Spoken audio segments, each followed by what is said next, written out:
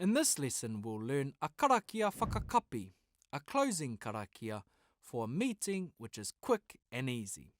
We'll slow it down a bit soon, but let's recite our karakia at full pace first.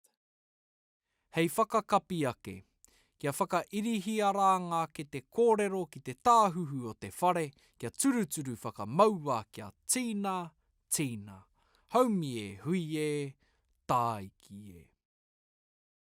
Let's slow our delivery of our karakia down a bit, so we can learn and practice what we are saying. Hei whakakapi ake, kia whakairihia rā ngā ke te kōrero ki te tāhuhu o te whare, kia turuturu whakamaua kia tīna, tīna,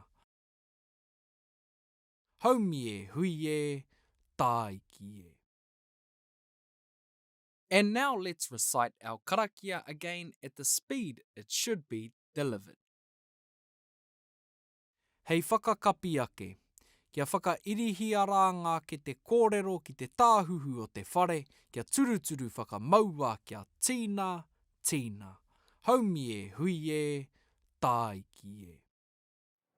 Tēnā karawhiua.